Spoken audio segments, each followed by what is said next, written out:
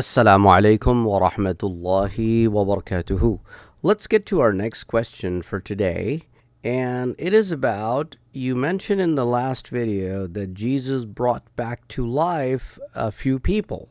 Who are those people that Jesus brought back to life? Well, I will first of all tell you the ayah from the Quran, from Surah Ali Imran, ayah number 49, in which, and 48 as well, both of them, in which Allah subhanahu wa ta'ala talks about the knowledge that was given to Jesus. Allah says, وَيُعَلِّمُهُ الْكِتَابَ وَالْحِكْمَةَ وَالتَّوْرَاةَ وَالْإِنْجِيلَ, that it was Allah subhanahu wa ta'ala taught Isa alayhi salam the knowledge of the book. He was given wisdom, he was given the knowledge of Torah, the knowledge of Injil, and besides that, he was given some miracles. وَرَسُولًا إِلَى بَنِي إِسْرَائِيلَ, he was sent as a messenger towards the children of Israel. And then when he was sent to them, he was given some miracles. And one of them was that أَنِّي أَخْلُقُ لَكُم مِّنَ الطِّينِ كَهَيْئَةِ الطَّيْرِ فَانْفُخُوا فِيهِ فَيَكُونُ طَيْرًا بِإِذْنِ اللَّهِ.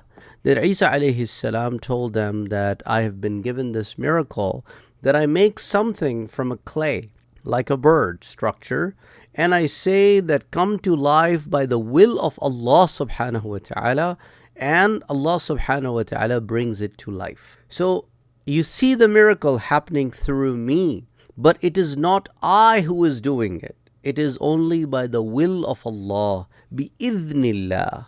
This itself is a great explanation for those who are thinking that it was Jesus doing these things by himself at his own will, and he's denying it. He's saying, no, I'm not doing it at my own will. I'm doing it only as a miracle apparent to you, but it is all by the will of Allah subhanahu wa ta'ala. And then I've been given other miracles, such as I touch people with different diseases and they're cured. And one of the other thing that has been given to me as a miracle, وَأُحْيِي الْمَوْتَى بِإِذْنِ اللَّهِ, and I bring dead back to life. And this is also by the will of Allah subhanahu wa ta'ala. So now, let's get to some details over here. So as I told you that he would make something from a clay, Isa alayhi salam would make something, a structure from a clay, and would pray to Allah subhanahu wa ta'ala, and that thing would come back to life. When people started seeing him that he does this, they started testing him.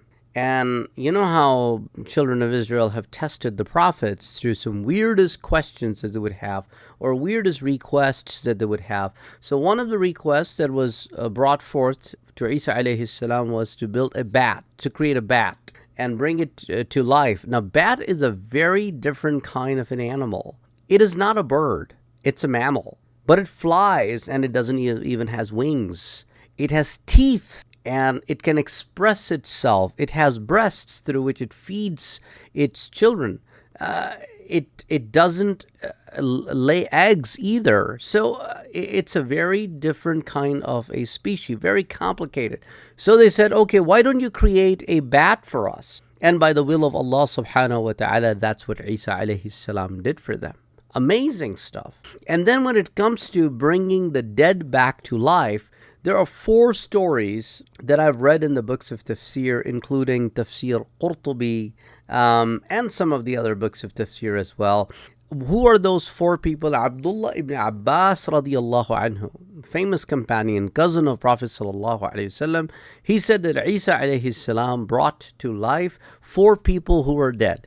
One of them was a man by the name of Azir. He was, you can say, a student of Isa alayhi salam. He used to respect Isa alayhi salam a lot. But he was living like almost 3 days walking distance from Isa alayhi salam. So this person was extremely sick. And after that, he passed away. So his sister basically sent a message out to Isa alayhi salam to come and visit this companion of his by the name of Azir. So Isa alayhi salam, it took him 3 days to reach where this companion Azir was. When he reached there, Azir had already passed away. So long story short, he said to the sister of Azir that, can you please take me to the grave of Azir?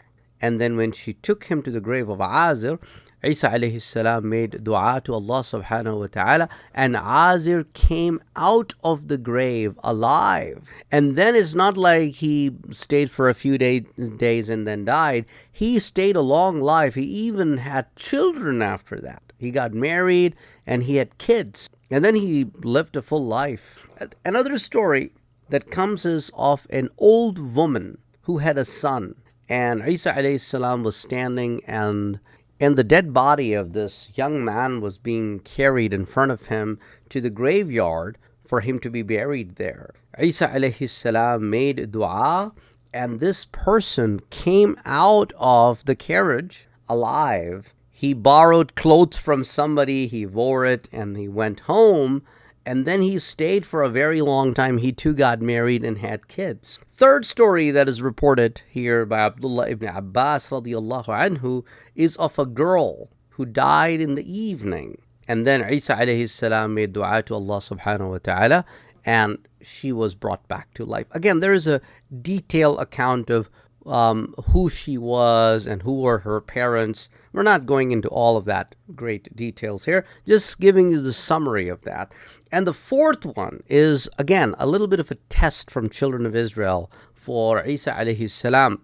They said to Isa alayhi salam, you have been bringing to life people who have just recently passed away. Maybe they were not even dead. They were probably in a state of being fainted, and we thought that they died and they were brought back to life because they were not dead. We don't know. How about you bring back to life somebody who is long gone, like thousands of years ago? So Isa alayhi salam brought them to a grave. And this was the grave of the son of Nuh alayhi salam, Sam, whose descendants are called the Samites. So it was Sam, the son of Nuh alayhi salam.